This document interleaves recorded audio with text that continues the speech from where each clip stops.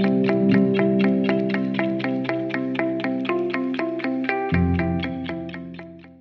afternoon, everyone, and welcome. My name is Kavitha Bindra, Assistant Dean for Executive Education at the Yale School of Management. Thank you so much for joining us today, and we're delighted to have such a strong group with us for the conversation.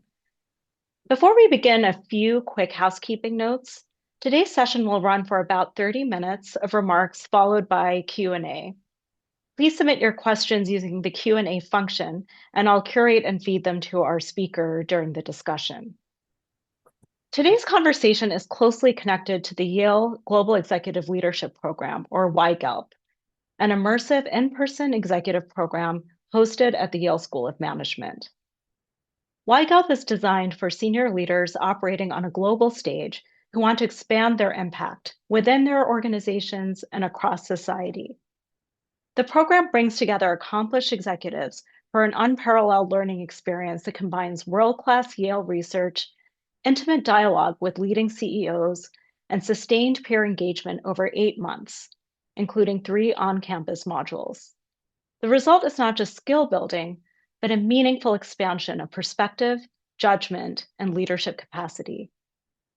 My colleague will also share information in the chat about how to learn more about and apply to YGELP, so please keep an eye out for that as well. It's especially fitting then to introduce today's speaker, who serves as faculty director of YGELP. Jeff Sonnenfeld is the Senior Associate Dean for Leadership Studies and the Lester Crown Professor in Management Practice at the Yale School of Management. He is also the founder and president of the Chief Executive Leadership Institute, a nonprofit organization focused on CEO leadership and corporate governance. Professor Sonnenfeld is widely recognized as one of the most influential leadership scholars of our time. He's advised 5 U.S. presidents and senior officials across the White House, State Department, Treasury, and Council of Economic Advisors, and has testified before the U.S. Congress. His work has earned numerous honors, including Poets and Quant's 2022 Professor of the Year, Worth Magazine's Worthy 100 Leaders, and the Academy of Management's Distinguished Scholar Practitioner Award. He is also the author of 8 books and more than 100 scholarly articles, including his latest work, Trump's 10 Commandments, which offers a provocative leadership case study examining power, persuasion, and decision-making at the highest levels, drawing on decades of direct experience, analysis, and research. Trump's 10 Commandments is not a political manifesto, but a leadership analysis, one that asks a difficult and timely question. How does power actually work in practice, especially when it defies conventional norms? Drawing on decades of direct interaction and observation, the book distills 10 recurring strategies that have shaped Donald Trump's approach across business, media, and politics.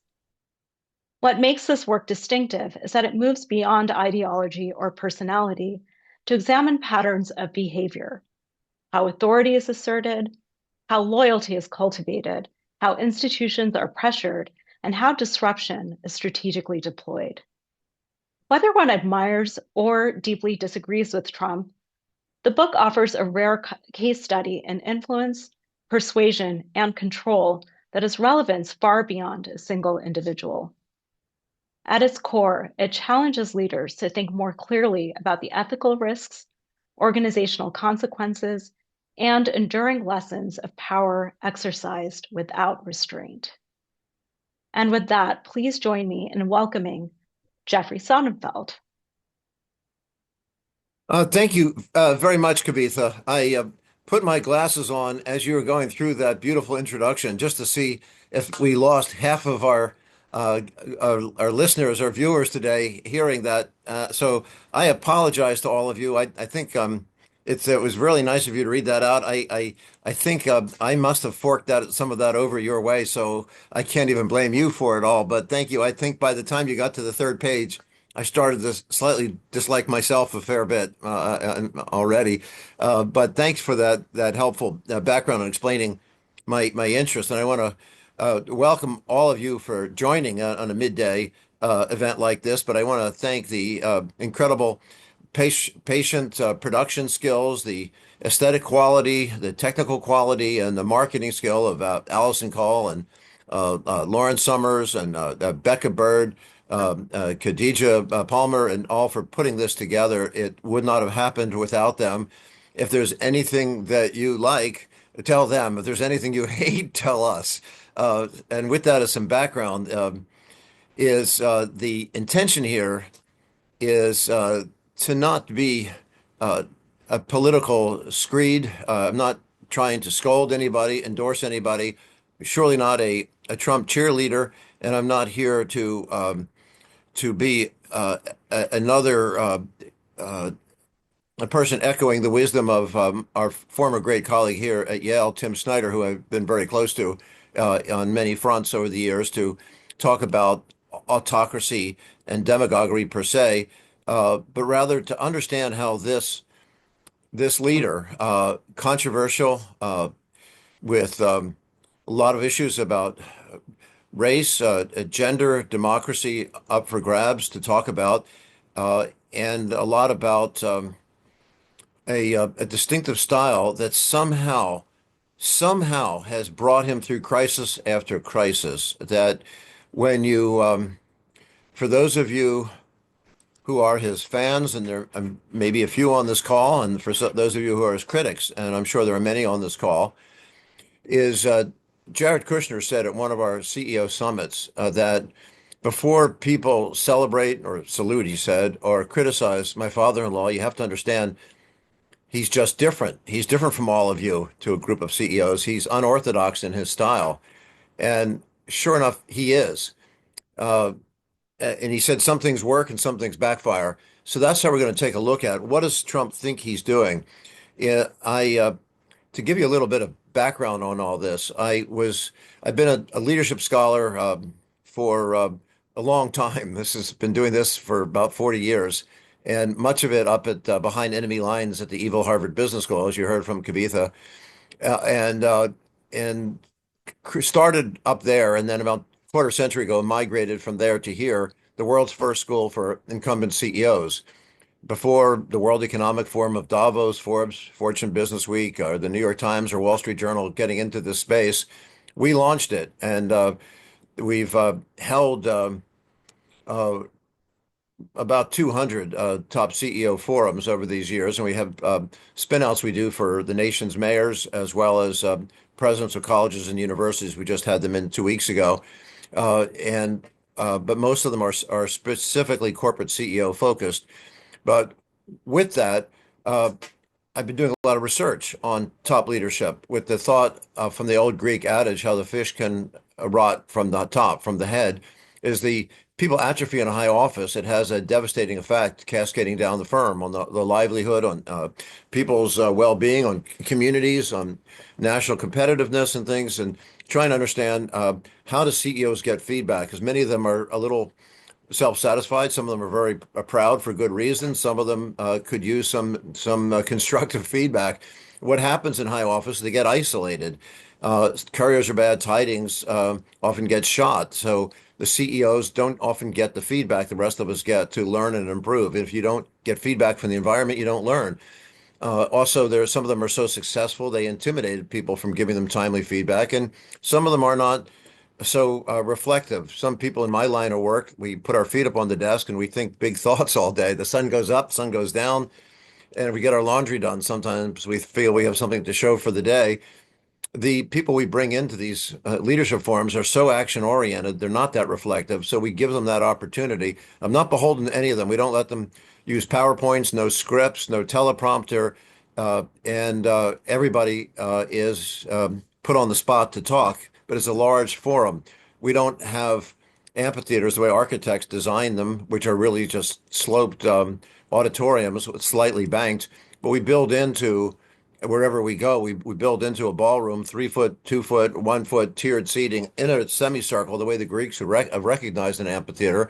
There's no stage, no dais, no speeches. They're all at it with each other, and we have every conflicting ideology and industry. It's across continents, cultures, uh, and uh, and life stages of businesses, as of course as sectors. That's the setup. So with that as background, doing research on that for a while, the CEO of then of NBC Universal, Jeff Zucker, who you may recall, then later went to CNN, and he got a call from Jack Welch because GE owned NBC at the time and saw that show called Survivor on CBS and said, "Get me that show. I want that show. It's cheap production. It's getting a lot of drama, and they've got high audience ratings." And Zucker said, "I can't really get it." Mark Burnett, the producer, has sold it to CBS. So he said, he Jack was pretty insistent. So this is how Zucker explains it. So he went out and got that same producer to recreate with the same values of an elimination game premise to because that was throwing people off the island was the premise, of course, of the uh, of Survivor. So they just put that into the business world, and then they said, "Well, find some leadership scholar." So I guess I was the one who answered his phone that day to write a critique each week for the Wall Street Journal on the lessons, the positive leadership lessons. I looked at the first episode, and I agreed to do this. It was the pre-Rupert Murdoch Wall Street Journal, and and wrote it up. And in fact, Stephen, you have it there. Is I'm going to tell you something immodestly. If you didn't think Kavitha's beautiful introduction was immodest enough, this is this is so boastful that I'll lose half of you in a second. This article in March 2004, if you can read it, I can send it out to anyone you want. I predicted this guy is dangerous and he's likely to run for president, and said the imperial style was that of an emperor, and warned people that it was like creating a musical chairs game, with the elimination game premise, musical chairs game in a Hooters restaurant with the sexual overtones and demeaning approach to women. Well, believe it or not, Trump, who was not President Trump at the time, he was Donald Trump, was a little sensitive to criticism. And he was furious. So he was calling me, threatening me. I was going on Dateline and Nightline and the Today Show and all the different NBC shows, but then also the CNBC shows, the old Kudlow and Kramer show and things like that, set up to debates with him. And to say that he was not playful is a gross understatement. Uh, in fact, Steve, could you just show a couple of quick minutes? This was, for example, one of the NBC hits. You have sound?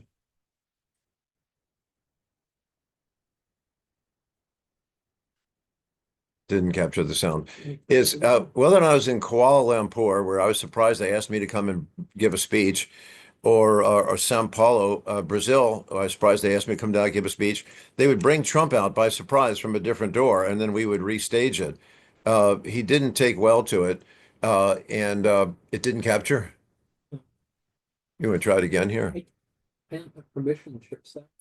Oh, we don't have permission to share sound. If that's possible to grant Stephen, not just the video, but actually also the sound. Uh,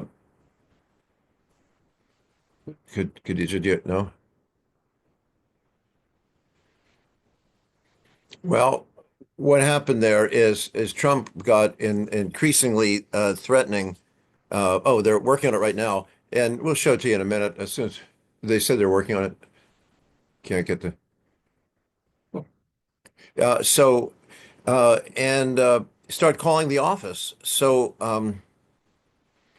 I had one of my colleagues, my assistant at that time, thought it'd be fun to put the call through because I was doing the only grown-up thing trying to avoid it because, of course, he was threatening to sue me. At that time, there was a deputy business editor of New York Times who pointed out that Trump at that time wasn't anywhere near as wealthy as he says he was, and he was suing that guy for damages. And the New York Times stayed with him for years, eventually cut him loose, and he prevailed. Tim O'Brien is his name. He went to Bloomberg. But I thought, gosh, I don't want to go through all that. So in trying to avoid these calls, this one was put through, and he went through a smattering of profane insults. And then when he was done, I said, "Well, thank you, Mr. Trump. I thought I knew where you stood." And you know where I stood from all of our public exchanges on TV and elsewhere and around the world. So I guess we're going to have to agree to disagree. He just wanted to hang up, and he said, "Not so fast." I said, "Well, what do you want?" He said, "How would you? Uh, you seem like a bright young man." I said, "Wait, what?" I'm expecting the lawsuit. I said, "Could you repeat that?" And he said, "Which part?" And I said, "Any part, I don't care." And he kind of laughed. And then he turned to somebody who I don't think was Michael Cohen, because I think it was his consigliere there was before Michael Cohen. And he said, "I think we can work with this guy." And then he said to me, "How would you like to become the first president of Trump University?" Well, instead of replacing the squeaky wheel, sometimes he tries a different approach. He pivots, he's flexible. He's going to try to drown it in oil, realizing I didn't have assets that'd be worth it for him to sue, that I pursue influence more than affluence. He was going to try to go for the influence side. And I said, well, my mom would have been flattered, Mr. Trump, would have been honored for me to be a university president someday, but I don't think it's in the cards, and certainly this would not be the right step for me, but thank you very much. He said, not so fast. He said, "Do you play golf?" I said, "I'm a terrible golfer. I just didn't, and I am." I said, "I don't have the disposition for it. I'll teach you." I thought, no. Then I thought, wait, it's better than a lawsuit because he files these nonsense lawsuits over and over and over again and just drains you that way in what should be considered vexatious litigation. Somehow he manages to keep filing them. And we wound up going off to Trump National Golf Course. I said, "Can I bring a friend with me or two?" And he said, "Sure." So I brought my wife, who's a single digit handicap golfer, and I thought she'll beat him on 3 holes. That'll be the end of that. And then I brought a negotiation expert that many of you on the call know. Just between we family, he's almost always right. He's brilliant, almost always right. One of the smartest guys in this building, but sometimes when he's wrong, he still doesn't admit it. But he'll wear Trump down. Of course, that's Barry Naboff. I thought Barry will fix him. He's so smart, and he truly is a negotiation expert. Well, over the lunch, he took my wife out golfing. She beat him on the first 3 holes, and then he quit, came back, and she said he's so charming. I said, charming? She saw all these outtakes we have because we would get the video of each episode a day in advance, and he was particularly mad because after the first one he said the deal's up, and he told the Wall Street Journal to cancel it and NBC to cancel it. And I said, well, it's fine with me, unless Sonnenfeld rescinds what he wrote. So I said I wouldn't do that, but I'd look at the next episode. And I looked at the next episode, and then I put that column out. And I said, last week Mr. Trump said that to write another column, I would have to recant what I said last week. And I said I wouldn't do that, but I was wrong. Last week, I said that was the worst possible portrait of business leadership as a model for young people to follow on television today. But I hadn't yet seen this week's episode. This one's worse. So anyhow, so we were off and running, and NBC Wall Street Journal was happy. There's a lot of traffic off of that. So that was uh, then at Trump National Golf Course. He uh, he said makes friends with my wife, and then Barry Nalbuff starts to try to sell him on all his various objects that Barry has. He's very entrepreneurial. He created Honest Tea, as you know, and Just Ice is his new iced tea drink. He had some bumper alarm systems, and I don't think toothbrushes that also are toilet bowl cleaners or whatever it was. And Trump turned to me and said, "Look, your friends love me. What's it take for you?" I said, "Oh, I can't get bought." I think my wife was kicking me under the table to find out how much. And I said, "Look, if you want us to stop fighting, you have to change the premise of the show." And what do you and he said, "What do you suggest?" And I suggested what became Celebrity Apprentice, which to get. I've always hated ethnic humor. I said, "Why don't you get all these Andrew Dice Clays and Joan Rivers and Jackie Mason and Don Rickles and people that just are these negative sultans of insult. Let them go at it with each other. Their careers are on the decline, and it's a fair fight instead of these young people as a model in a ridiculous situation." He liked that, so he did that, and they now admit it was my idea. Although I didn't get any credits for it. I didn't want it, and I didn't get any royalties. Didn't want it. Wouldn't. But he said, "Give me a few months. We'll migrate towards that." And then so we stopped fighting and oddly enough became friends. Even though up till this moment, knock on wood, I still haven't gotten an IRS audit, despite putting out at least two pretty caustic criticisms a week. When he gets something right, I've talked about that too. Some things that have to do with ISS and Glass Lewis on an executive order on these proxy rating firms most recently. He somehow got that one right. The Abraham Accords, not everything he's gotten right, of course, in the Middle East, but the Abraham Accords itself was a brilliant historic breakthrough through Jared Kushner. So when he's gotten it right, I've been willing to give him the credit. But on so many other fronts, of course, on the threats to democracy, on the uh, concerns about race, gender, and other issues, I won't take you down the trail of all those periodicals, writings, and as we're seeing a command economy set into what had been a market economy here, that I've written about how MAGA is starting to become Maoist. Uh, he still hasn't come after me yet. This book might push us over the top. But so that's how I got into all this. And I haven't written about his leadership style, though, but I've known him, as you can see, for about a quarter of a century. That's longer than anybody right now that's in the Trump 2.0 White House. And other than family members in Trump 1.0, I believe longer than anybody that's known him there. I've known him a long time.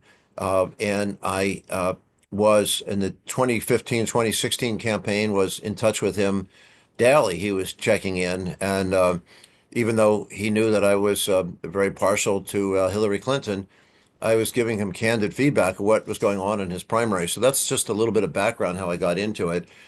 Uh, and then when Jared suggested that the the cheerleaders and the critics alike don't understand him, I thought, he's right.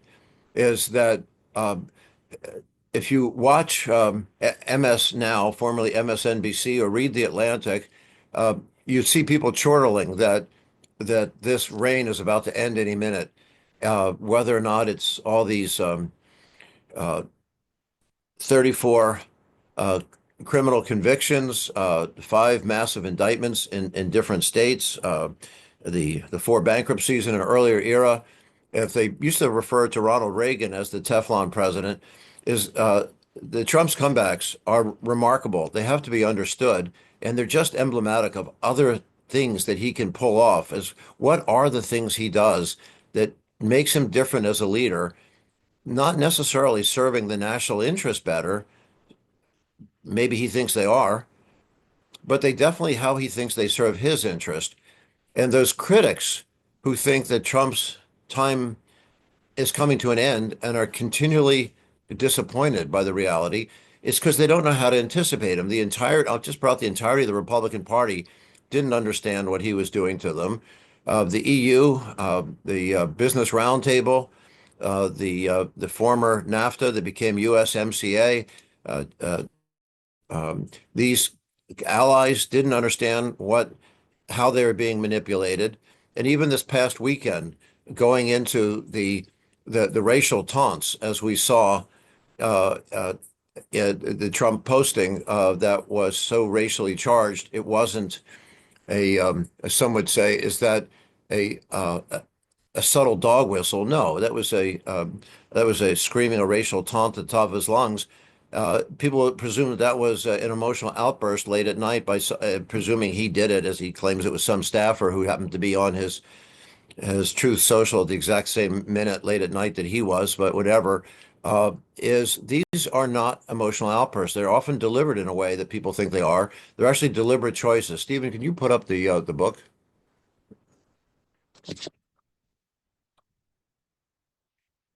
Yeah, I think it just shows. You have the graphics, Stephen.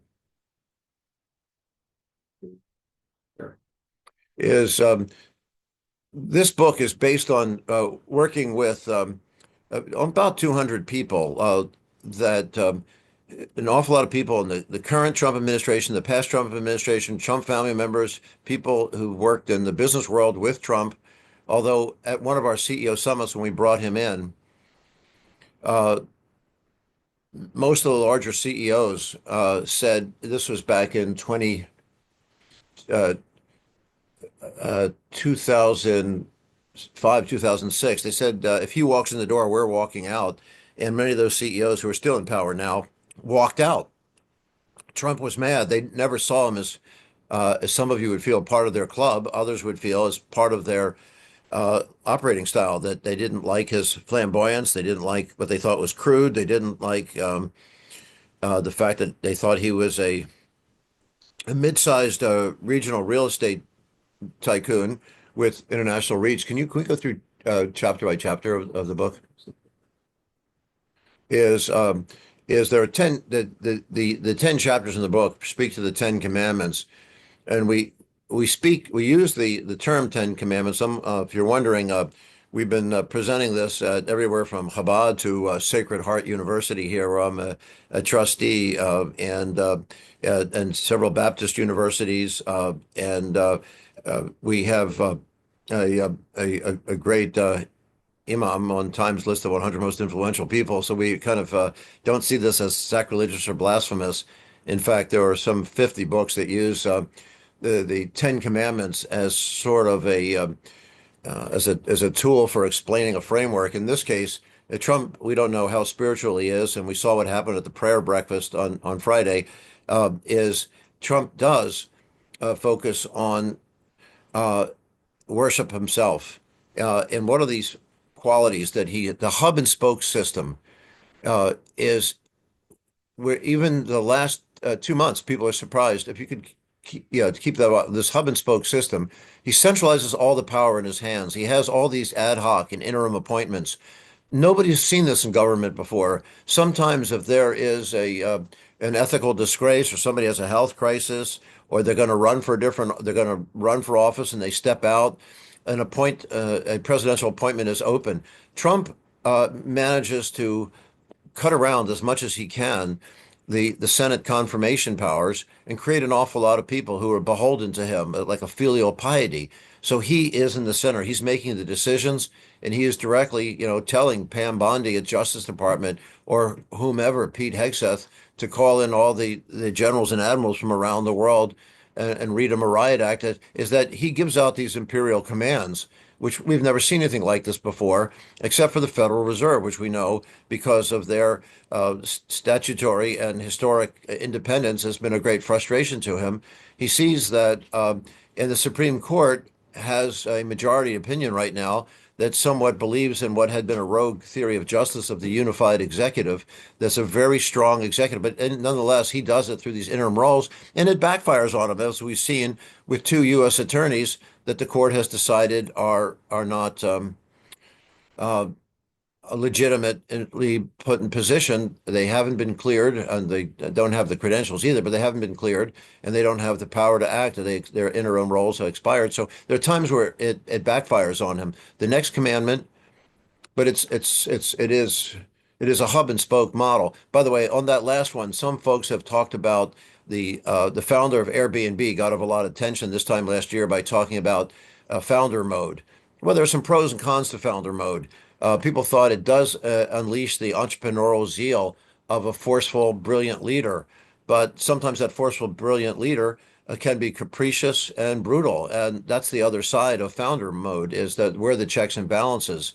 A lot of times, these entrepreneurs in founder mode resent a board of directors that is second guessing their decision making about with other people's resources. But commandment two, Steve, you put that up, is the real art of the deal. It starts with a punch in the face. Anybody out there, if negotiation experts like Barry Nailbuff or any people who have Harvard backgrounds or just are skilled negotiators on the phone, they know the work of Roger Fisher and Bill Urey of getting to yes, is underlying many of these approaches is is almost like building a fire, a campfire. You get some straw, a paper, some tinder, and then some branches, and then some kindling, and then a big heavy log at that point. But you're building a foundation of trust before you try something big. Trump doesn't do that. He takes that log and he whacks you right in the face with it. So, uh, does that work? There's a big backlash to it. It destroys trust. We see the damage, the lasting damage done to our allies, for example, uh, in NATO, and yet with Trump telling China that we're going to cram 160% tariffs, 155% tariffs on you. Well, of course, a lot of business leaders and economists thought that's terrible. It's going to be bad for our global economy, for supply chains, that ultimately it'll be people in the US or that pay those prices. It's a hidden tax that it's going, regardless of all their economic arguments against it, why he wanted to do it and how does he get it done when everybody's saying it's not going to get done, China won't accept it. Well, the China rebuffed, and they, as they did before, and they came out with some compromises on some grain and soybean purchases. They said they would buy in Trump 1.0, and they never did. So they said they'll do that again. But now we have the tariffs are around 45% on China across the board. Well, where were they before? They were 34%. So for an 11% increase, we went through a lot of damage, but he did get that 11% increase. Whether or not that's good or bad, I'll let people, economists debate that. But in terms of what he wanted, this is how he got it. It's that punch in the face. As we've seen, I don't know, you might think of the burden sharing argument. I was very active for about 35, 40 years on anniversaries of the Marshall Plan and things. And the burden sharing argument is something which has been bipartisan concern, a little bit more on the right than on the left, but a great concern that most European countries were paying at most 2% of their GDP, where the US was paying 4 to 5% in support of NATO. So, by these tough stands that really look like they're going to endanger the sanctity of NATO, which is very much in the interest of the US, he managed to get them up from the 2% to approaching 5% in many of these countries. That's certainly a big change. 3 to 4% is the norm there now, and there are various things that he's accomplished that he wanted to get done. Again, we could argue whether or not it was the right thing to do, but it people would have thought that was impossible to have those tariff changes, to have those that burden sharing in NATO, to a lot of craziness, of course, with Liberation Day, where he was trying to exert tariffs of on 80 nations, and some of them they're running anywhere from 15% to 100% tariffs, including on penguins in Antarctica that weren't buying enough from us or whatever. People thought it was crazy, and yet he does now have a 10% across the board tariff. Well, people are saying, well, that's a lot better than the craziness he was suggesting, and that's exactly what Trump wanted. Is he draws the blood, he smashes you in the nose.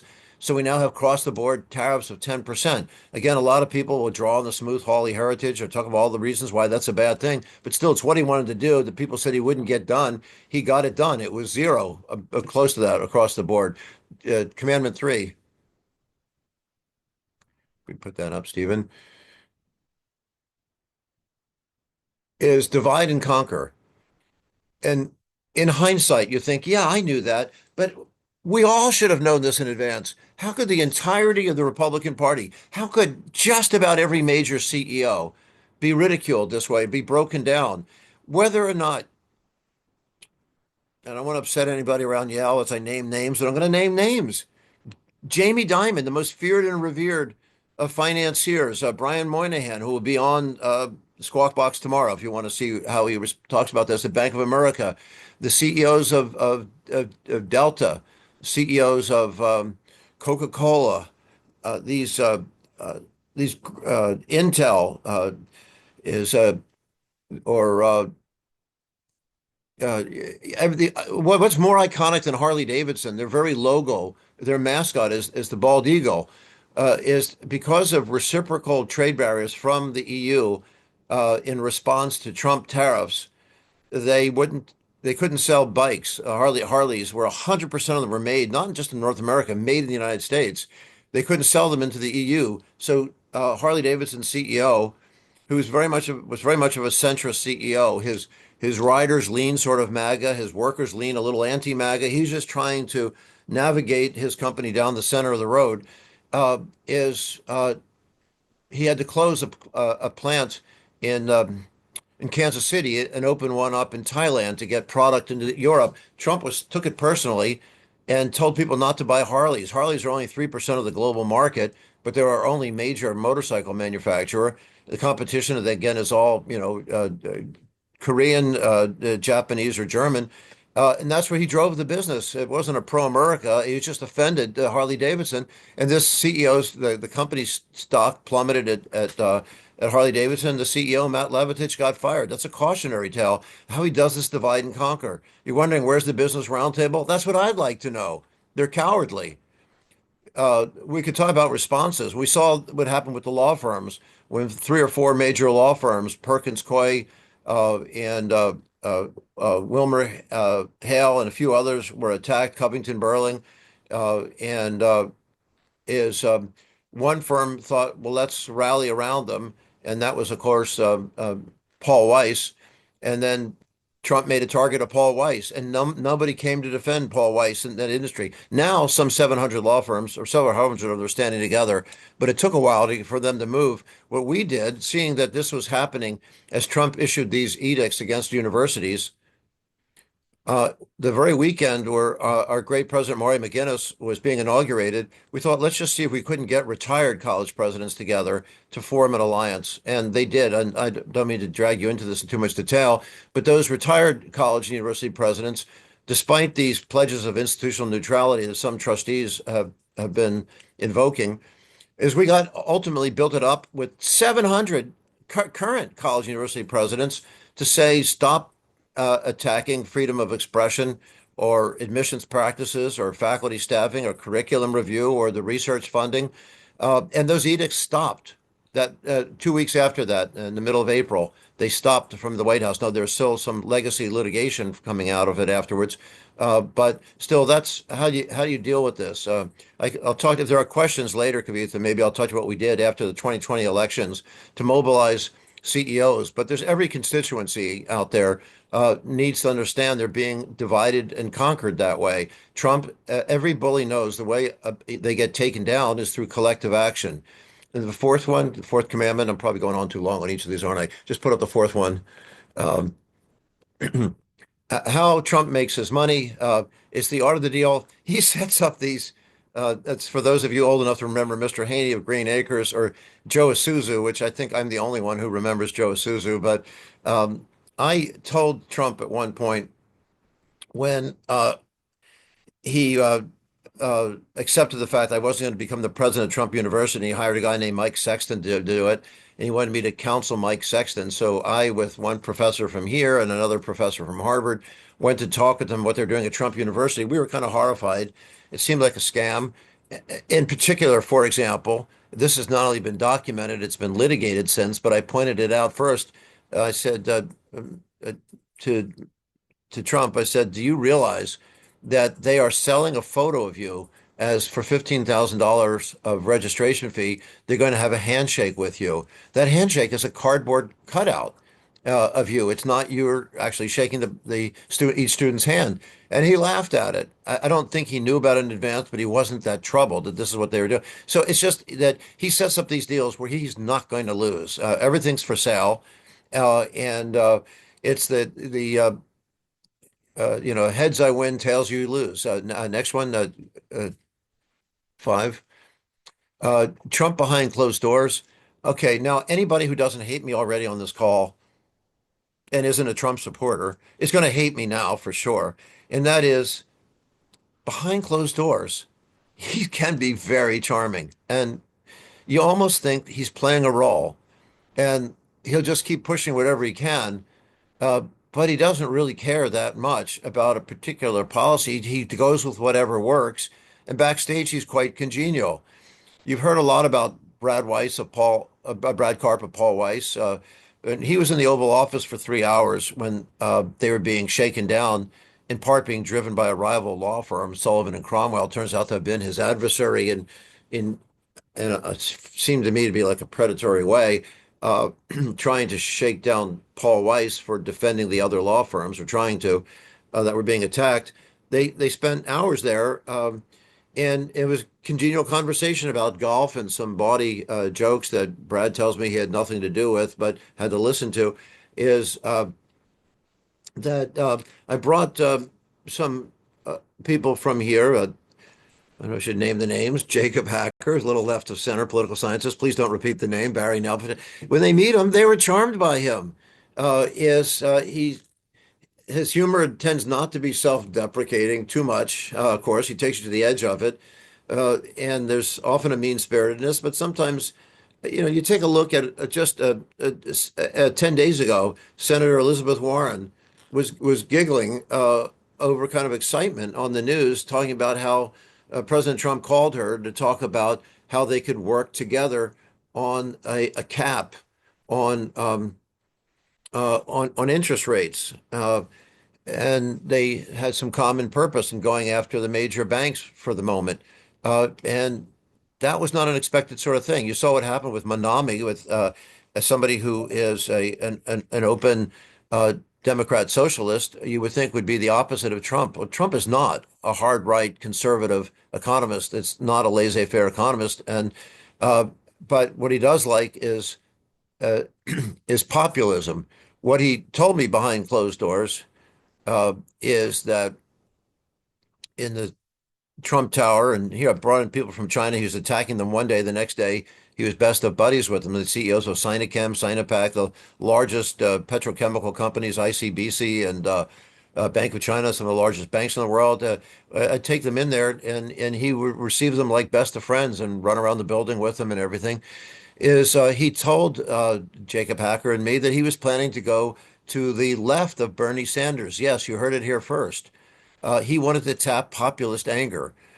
And not to be too much of a school teacher with you, but many of you will recall that populism has a left wing and a right wing. The left wing was Eugene V. Debs in the turn of the last century. The right wing was Tom Watson, the agrarian rebel out of Georgia. He had a magazine, the Georgia Statesman. He became a senator, a U.S. senator from Georgia, and was virulently anti-black, anti-Semitic, anti-Catholic, anti-immigrant, and but fundamentally anti-institution, as was Eugene V. Debs on the left as anti-institution. And wouldn't you know it, they were both the top lieutenants to William Jennings Bryan campaign, 1896, which is the last populist campaign for the presidency. And it did way better than any political pundits today remember. They had about 46% of the country. And the way they did was unifying populists on the left, which were only 20%, populists on the right, which were only 20%, and that drove them up a lot higher.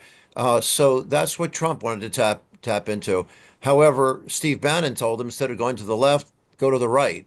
Bannon was just leaving the Ted Cruz campaign that he had been co-leading, and he went to the right. Now that didn't mean he was great on race and gender issues before all this, but still, when it came to the political identification, most of his life he was a Democrat. He decided to go to the hard right, realizing it's a faster way to get to what he thought was the anger in the country at institutions and elites, ironically. Number six, Stephen, is the wall of sound.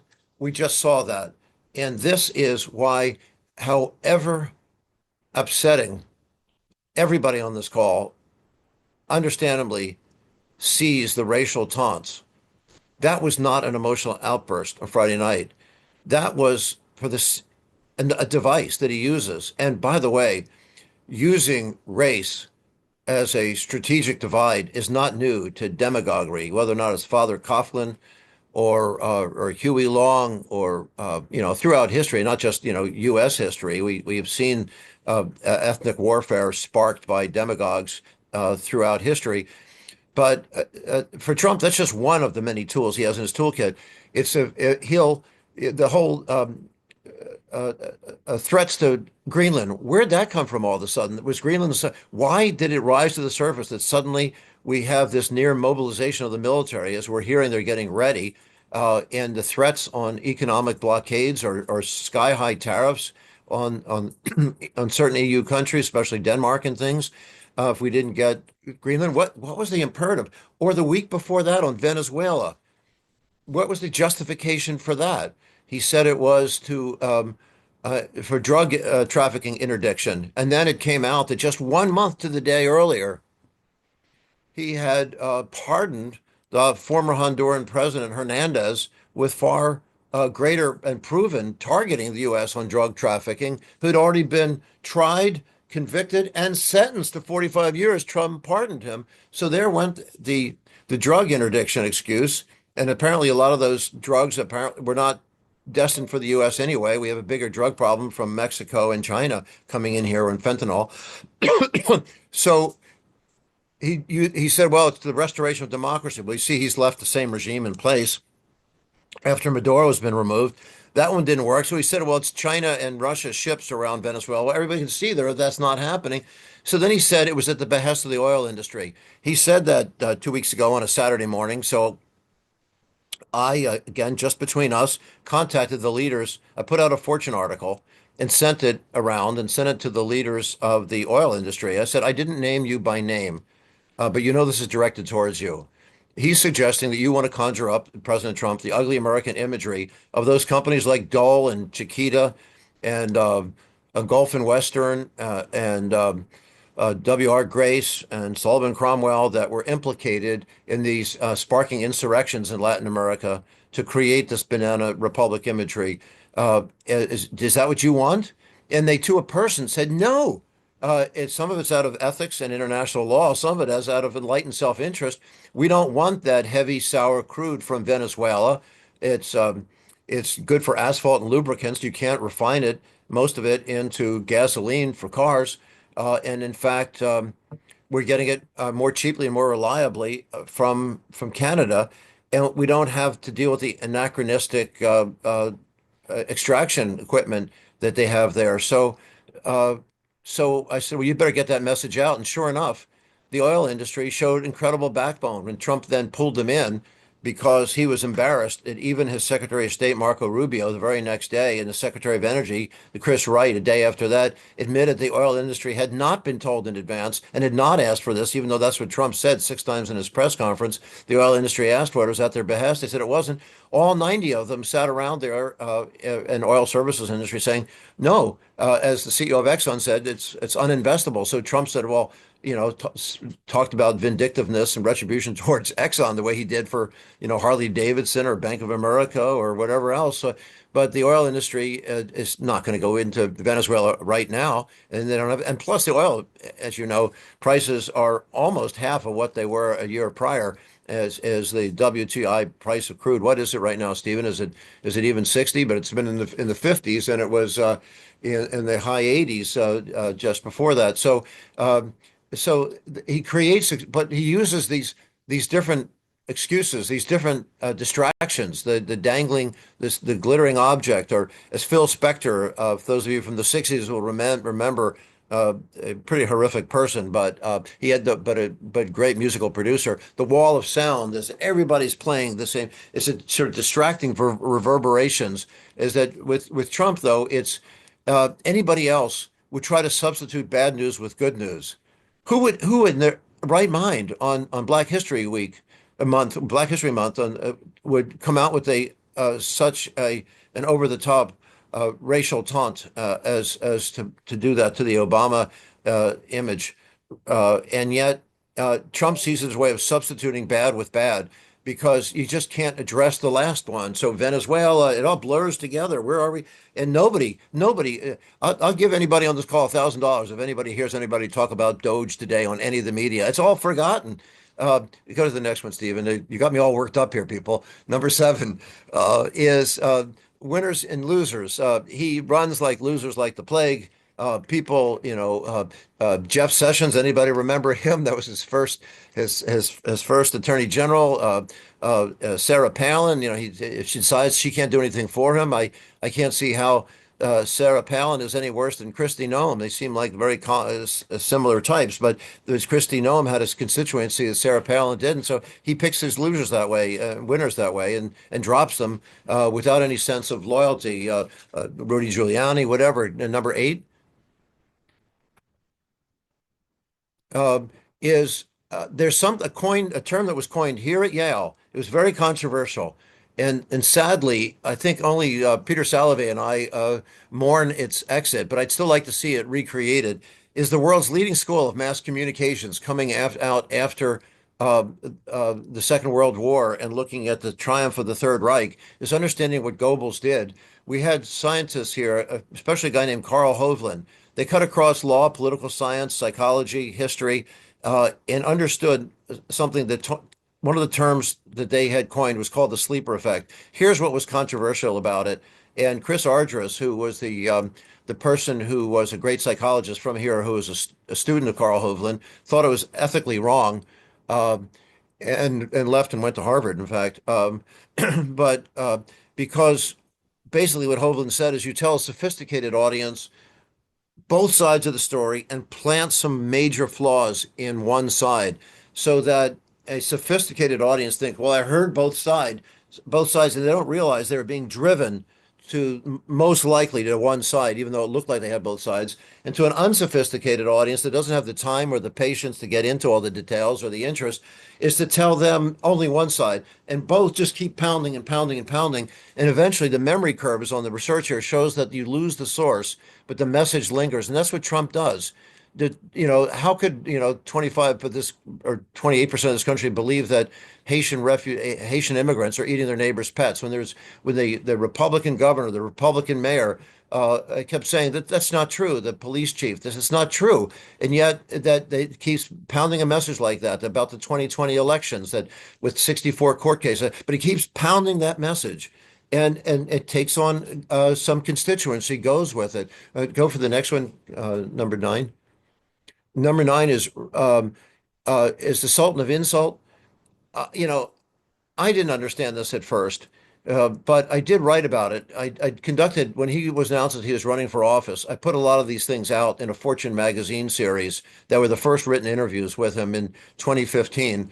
And he wasn't offended that I put this out there. I even referred to him as the Sultan of Insult in there as one of these categories. Is He cuts through the clutter. There's just so much noise out there. This is before we get to all the alternative media platforms, social media, and everything that's available through streaming. Is there just so much out there that to get through the clutter, he got, and people were mad at CNN for this, for the open mic they gave him in the beginning in the 2016 campaign, is that they're mad at Jeff Zucker. And Jeff Zucker, who had left NBC Universal at that point, was running CNN, said, I'm only putting him on because you people are buying it. People wanted to hear it, as he was insulting everybody. And each time he insulted everybody, whether or not it was John McCain and heroic veterans who he said his heroes aren't the ones who wind up in cemeteries or become POWs, his heroes come back alive.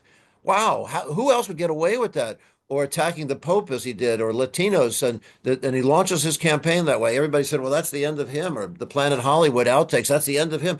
Is that when they ask him about his sexism, and Megyn Kelly asked him in the debate, and he said, "Well, when did I ever call any woman a pig?" And he said, "Well, you did." With this one, and then he said, "Oh, well, that was Rosie O'Donnell." Somehow that was funny. He gets away with these insults, and Howard Stern of sorts, and or we just see the people you remember the insult dog triumph, the insult dog. Any of you old enough to remember that one? But this is how he cuts through the clutter, and people respond. So there's a lot of psychological research, by the way, about all this stuff, which I'm sparing you, but it's the idea that there's an embarrassment quality when somebody breaks the norm. The field of psychology, this is called ethnomethodology. Somebody breaks the rules. You're embarrassed. You kind of laugh, and but you're not quite sure how to label what that laughter was. Did that mean you were entertained? You liked it? It got your attention. It broke through. Okay, last one now. If anybody's still with me, you're not exhausted. Stephen, have I gone on too long? I have, yeah. All right. Is the very last one is Donald the Great.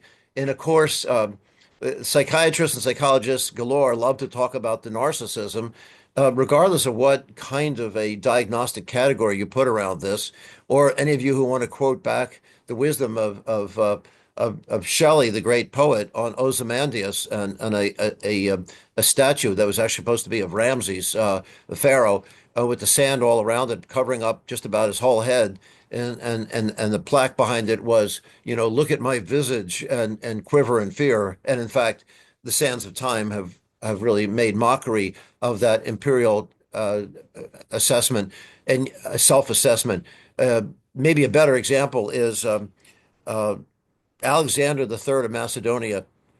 Nobody ever called Alexander the Third of Macedonia Alexander the Great. Nobody did until he called himself that.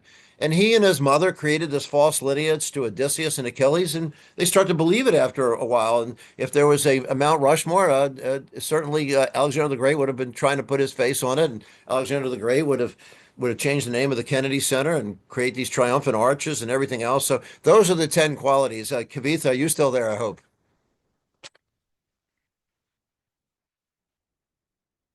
Uh-oh. Kavitha, have I put you to sleep? No, I'm here. I ready to do So, Q&A whenever you're ready. yeah, I'm ready. Those are the 10 lessons. And the thing is, if you want to uh, help the Trump presidency, help the nation's leadership, or counter the Trump's presidency, is these are qualities that have to be addressed, or else it's futile. But let me stop there. Thank you so much, Jeff. Really fascinating. And, I think a lot of really great questions. So excited to get into it. I attempted to group these questions so that we, won't be here for several more hours. So I think And we by the did way, if there are justice. any Yeah. hostile ones, I don't feel like you have to I'm not, screen I'm anything. not, I'm not at all. Okay. So why don't we start with this first question?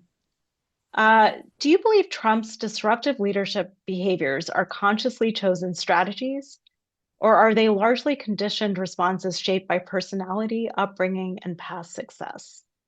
Okay, whoever asked that question deserves so much extra credit. They could have they could have saved everybody on this call the torture of going through all 10 of those principles because that's the most important bottom line, which guess what? I forgot to say. Kavitha, thank you. And thank you, whoever that questioner was. You want to give them credit or do they want to stay Well, anonymous? it's consolidated from Okay, so Carla. well, a Yeah, lot of people had that good yeah, idea. They are yeah. deliberate strategies, and that's I argued again. Just my old friend from college, Lawrence O'Donnell at MS Now, who is right on many things, correct on many things. However, or Nicole Wallace or some others, Rachel Maddow, brilliant people who have fantastic analytic minds. The thing that many of them miss is they think that Trump is stumbling because he meanders in his speech with the weave, just because he isn't book smart, and some think he's ignorant of a lot of basic things. He's not stupid. He's dumb as a fox. He is strategic, and these are deliberately chosen. Many of us wouldn't have chosen these. Many think these are the wrong thing to have chosen. And many don't want the outcomes that he has gotten by choosing them, but he is deliberately choosing them. So, Kavitha, very important question. Thank you for asking it. Sure. Another question I think that several people had was around effectiveness versus cost. So, even if some of these aggressive approaches work, they carry costs. When do these costs outweigh the benefits, and where do you see vulnerabilities in this leadership model? Uh, and I'm going to sound like I'm either flattering you, Kavitha, on your clustering of the questions, or sycophantically sucking up to the questioners themselves. That's another great question because it is a question that I believe would never occur to Donald Trump. But if you asked him, he would say, "Who cares?" Is while these are strategically selected, something that Larry O'Donnell and Rachel Maddow and Nicole Wallace do get correct is that his orientation is very short term. And it isn't because he's approaching age 80. It was always like this. It's a very much of a here and now uh, or ethicist, and Jerome Kohlberg, the psychological ethicist, would have called it an instrumental reciprocity, or Piaget would have called it that too. But it's what do you get in the here and now? And that's his focus. So he's not looking really at the long term, with the exception of just presuming that he really sees that the rare earth minerals of, say, Greenland or in Ukraine are going to be worth something of great value. He won't be alive to see that realized. Because the his lifespan doesn't have enough time left in it to for that extraction, for the investment, the extraction to pay off. That would be a surprisingly long-term view for him. So mainly, he doesn't care what it costs in the short term, what it costs in the long term to win. He's looking at what he's getting on the ta off the table right now. Game theorists, like Barry Novoff and others, will say, well, people won't want to go back in the long term and do business with a person like that again. And that's in fact why Bank of America and JP Morgan and some others didn't want to bank him when he was out of office. And that's what, again, why he's suing them now for billions of dollars, because he felt he was being discriminated against on political grounds. And they would say it wasn't, it was because the long-term damage to trust and relationships. Great, thank you, Jeff. I think the next set of questions was really around agenda control, distraction, and moral shock. To what extent is Trump's use of outrage, distraction, and norm violation a deliberate form of agenda control? And how should we understand its longer term effects on democratic norms and institutional trust? Well, I just saw a message flash by related to that by Greg Varnock, and that ties in. Greg had, if you saw it in the chat, that talked about chasing phantoms, Mhm. and I think that ties in with a number of them that you grouped together well on that. Is he uh, the article that we put out in Time Magazine this weekend? I'm saying that we, is Stephen T and my co-author, who is the guy that was going to put on the Trump video that he pretends he just didn't have sound to show you because he really doesn't want to show it because he thinks we don't want to take up time from the Q&A and show you a video. Is that Stephen and I put an article out in Time Magazine this weekend, which was talking about using race to erase discourse. It's so evocative, so inflammatory that he will choose these topics, uh, as Greg Varnock said in the chat just now, for chasing phantoms. In fact, I kind of wish I hadn't told everybody that Greg was the author of that great comment in the chat, because if you missed it, I would steal it and take credit for it. It was so good. But no, seriously, he is doing it to constantly change the subject, so he does control the narrative. You it seems um, bizarre and paradoxical, if not even self-destructive, to want to change a negative narrative and substituting it with an equally negative, if not more negative narrative. To him, getting off the Epstein, he sees this, that he's in a corner on a number of fronts. Affordability, of course, and part and parcel with that, of course, on healthcare coverage for tens of millions. He sees a problem, of course, with ICE on the brutality of the immigration control, the way it's being enforced, regardless of the border protection. You know, he had a message that could have been a successful, triumphant message, but it's just gone so negative with the ICE enforcement, and that these are topics he wants to get rid of. ICE as a topic of discussion, and also wanted to get rid of Epstein as the topic of discussion. So that's why he invented overnight sudden crises in Venezuela or Greenland, or the racial divide, whatever it takes to change the subject. So yeah, that's definitely to control the narrative. Oh my gosh, I forgot to even mention this. Obviously, just doing the seizure of the South Fulton County ballots, uh, that there's a here and now purpose for that. A lot of you are perhaps correctly thinking it is a warning shot over the bow, allowing us to know that we might see ICE or some other blue state targeting of ballots and polling places in this fall, let alone in 2028, but the fall of 2026, it could be an issue on the security of elections. However, that he's doing it right this instant, it's part of the changing of the narrative. Not one more example. Jeff, there are a number of questions around post-Trump and effectiveness of this model and the collapse of it. And you mentioned Greg's question. I think Jeff Feldman had a question about what happens in 2028. But my question, sort of grouping this set together, is does this leadership model ultimately burn itself out? Or are we underestimating its durability, including looking ahead to 2028? And what would actually bring this era to an end?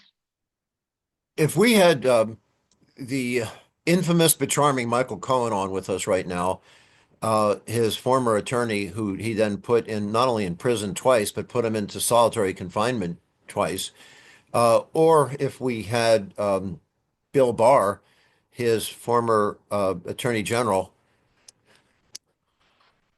or Judge Ludig, Judge Michael Ludig, who was twice expected to be on the U.S. Supreme Court under each of the Bushes and missed his moment for some reason. It was a sad, a very, very conservative, very patriotic judge. All those three parties would tell us he is definitely going to try to run a third term. You say, well, it's not in the Constitution. It doesn't matter. They're going is that this is a Supreme Court that has already gone past the norms, as Judge Ludick, who never would criticize the court until the last few months, uh, would share with us the use of this shadow docket, for example. We've seen some now 15 or almost 20 decisions coming out that were a device used very rarely. If it was once a year, that was too frequent over a postponed execution or some weather tragedy that would forbid a court process where they put something on hold. But to overrule uh, 60, 70, 120 page uh, appeals court constitutional arguments, to overrule them with a two or three sentence, well, we feel like it decision with no hearing, no public hearing or anything like that, was these uh, the Supreme Court is it's very questionable where it might go on a question like this. Uh, he, a lot of us feel that under the Insurrection Act, he shouldn't have been able to run for office, but but nonetheless, that there is a great danger coming up. And if you look at these 10 principles, what's a lesson then for 2018, for 2028, but also for 2026? And that is, what do we learn in 2020? Well, it's something we learned in 2017. Is in 2017 in August, President Trump uh, saw the reports of a killing of an innocent protester in Charlottesville by white supremacists. And he came out with a statement of sympathy that was underwhelming. It was okay. He addressed it. It wasn't the way Ronald Reagan or Obama or Bush or Clinton or Joe Biden would have used it as a unifying moment of sympathy, empathy, and patriotism. It was an underwhelming statement. But the next day, somebody got to him and they went back into it and did the equivocation statement about the good on both sides that led many CEOs to feel uncomfortable. One in particular, Ken Frazier, who at that point was one of only four black CEOs of a Fortune 500 firm, said, well, I just can't sit in these business advisory councils anymore and be used as a photo op, as a potted plant. He's always positioned right next to President Trump in the Oval Office or in the meetings, rather, in the cabinet room. So he quit. And he told me that he told his board that's what he was going to do. He asked them. He told them. He said, "I don't speak for Merck." He was the CEO of Merck. He said, "I'm speaking for myself, and you can decide what's right for Merck." Well, they unanimously backed him. Fortunately, the next morning, watching the news, this my on Squawk Box, my daughter said, "Well, Daddy, why don't you say something?" I said, well, I don't care what I have to say. See what other CEOs are saying. And she said, okay, well, why don't the CEOs? So I called Andrew Ross Sorkin. This is just among we friends, isn't it? And Sorkin said, we've been trying, Jeff. You call them. Nobody will come on. So I started calling around to the world's very largest retailers, very largest transportation companies, pharma companies, food companies, finance companies, and I was running and the CEOs were all telling me we have to go through our board, this or that. Well, sure enough, some of them did. Doug McMillon of Walmart came out after a little delay, but that same day that we stand with Ken, and they pulled out. UPS said, we're not sure how we feel about these advisory councils, but we know that attacking Merck is a quality company, and we're proud of them, and Ken Frazier is of impeccable character. We stand by Ken. His father used to work with us, as a matter of fact. So that was UPS. And then we saw all these other pillars of mainstream American industry, not just the quote unquote, progressive companies of Patagonia or I don't know if it was Nike at the time or Apple or somebody at the time, but it was these more traditional companies, Cisco and Intel and everything else. So then Indra would be proud to know, as many Indra fans here, and I'm having my Pepsi right now in case they're is got the women of the Business Roundtable, so they didn't feel marginalized. Mary Barra and Ginny Rometty of IBM, Mary Barra of GM and things, and Larry Fink joined with them, and in ways they pulled out. And the Business Roundtable to this day never took a position on that, but it was a spontaneous stampede, and they all collapsed. The Business Roundtables collapsed. Now, Trump, there's an old adage in the construction industry, some of you may know, when an exhausted work crew wanted a break, and the brutal supervisor on the site said, "No, we've got to keep finishing this job today." He said, "No, it's just," and they're sweltering in the heat and mid-afternoon, and so they throw down their shovels and picks and walk away, and they go on break without it. So supervisor, okay, yells break as they're all leaving, so he still has the illusion of control. Trump then pretended he dissolved these business advisory councils when they had already imploded because the CEOs left. Well, the wisdom of that, and Ken Fraser really deserved a lot of credit for that courage. Uh, there's you may remember, if you, Enemy of the People, the great Ibsen play, which I used to try to teach back at the evil Harvard, and it never went over well there. It works at Yale. You tell me why. Is maybe it would work at Harvard now too. It's changed. Is There's a physician in town sees that people are getting sick in this Norwegian village where people are coming from all over Europe to swim in the spas of that village, and he gets a vial, a water sample, and sends it upstream, and he just realizes they're getting sick because the tanneries upstream are dumping tannic acid in there. So he gets up. Nobody wants to hear it, so he gets up in a town meeting and makes it a public statement, and he gets run out of town. And Ibsen's closing line there was the strongest person in the, well, he said the strongest man, but he meant the strongest person in the world is a person who could stand alone. That's what Ken Fraser was, and had a catalytic effect on others. Well, then I went back to Ken and many like him that are still, and many of them still in power today in their companies. In 2020, the election was on November 4th, Tuesday, November 4th in 2020. And it was in the midst of COVID. You remember during the pandemic, people were afraid of congregate settings. So there was a massive use of absentee ballots. The in-person polling was favoring Trump. Now, the absentee ballots, people more likely to believe in science and COVID and everything, were more likely to be voting absentee. Overwhelmingly, the absentee ballots swung the other way. And many states, like Pennsylvania, by statute, were not allowed to count the absentee ballots until after the polling places closed. So then Trump on Wednesday, the next day, said, well, this was rigged. This is not fair. I really won. And then on Thursday, you'll call Thursday, November 6th, he went on the national airways and declared himself the president of having won. And then many political scientists, including our historian here at Yale, Tim Snyder at the time, declared it a coup d'etat. Most CEOs thought that at that time the language was perhaps alarmist and overblown. But in the middle of the news hour, they started calling me because the staffs of the trade groups didn't want to get involved. So we wound up with probably 20, 25 CEOs called, emailed, or texted. So, well, what do you want me to do? Use those trade groups. And then I realized they all have resources to lose. They have money, they have reputations. I've got nothing to lose. They figured if it doesn't work. So we then at 7 p.m. on that Thursday night, the 4th, uh, Thursday night, the 6th, rather, uh, called 100 CEOs late at night, emails, text. The next morning, we had 94 of them. The very biggest finance, pharma, you name it, were there. Retail, consulting firms, even law firms, even usually people that avoid controversy. And they hammered out a 5-point document. And Tim Snyder helped set it up. Richard Ailman. We probably shouldn't name the names. The Financial Times got the names of people who were there, as we wanted to be, so I wouldn't verify who was and wasn't. But it, if you look up that article, you get a good clue. They had one or two names wrong in there.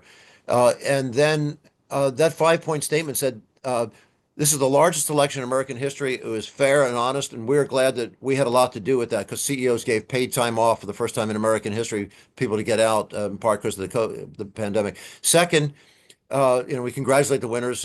Second, anybody who has a complaint, they should take it to the court system. And third, they should show clear and convincing evidence of systematic fraud if they do. And fourth, we see none. And fifth, we expect a speedy transfer of power. That CEO statement of the unified voice of these 194 CEOs wound up becoming the exact storyboard because, as it would turn out, because that was Friday morning at 7 in the morning, the 7th. On Saturday, the 8th, is when the Pennsylvania election was called because that's when the electors were certified on a recount.